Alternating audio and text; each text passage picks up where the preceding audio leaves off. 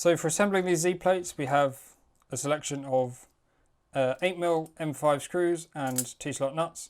There are also M10 screws in this assembly, so don't get them mixed up. You'll find that these plates are quite difficult to assemble with the 10mm length screws, just because they go a little bit too deep and they end up cutting into the little frame. Hopefully you can see there where I managed to mess it up, put the long screws in, and you can see how it grinds into the rail, which you think it wasn't too bad, but it sort of stops it really holding very tightly. So, you know, don't do that.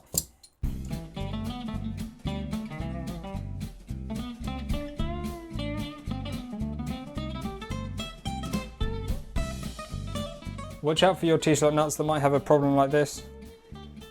You can basically see how the manufacturing has just not gone right, and that is not going to fit in your T-slot very well.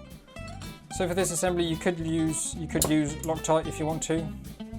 I have tested this quite a fair bit and haven't found I needed it, but if yours do come loose, then by all means, or if you think they will, then by all means use some Loctite. It shouldn't do you any harm. Okay. So there you have it. That's the sort of corners assembled. Now we just got to slot them all together. So,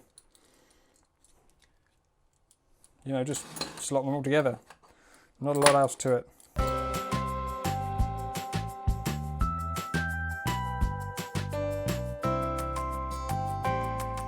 For the distances between these two parts, you want this edge to line up with this edge. So as if they were butting up against each other, but one on top of the other, if that makes sense. So one way you could get some assistance with that is by lining this up with here. There we go. That gives you your 20mm dimension that you need.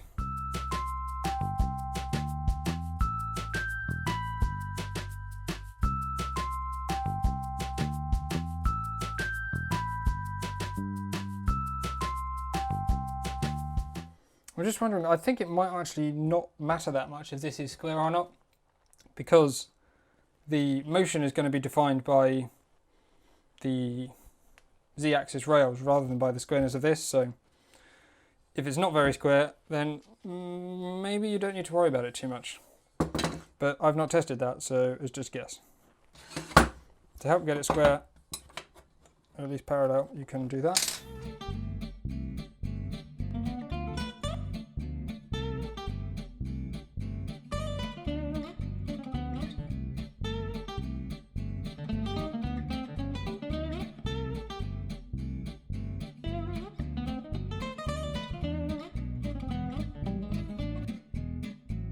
I have scuppered myself slightly here, so here's a mistake that you might not want to replicate. I was planning to put all these in and then just slide this along here, but as you can see, these screws are sort of in the way for sliding here. They don't clear that channel. So yes, don't do quite what I've done there. In fact, I think the easiest solution, take one screw out, then just slide it in. Not the end of the world at all.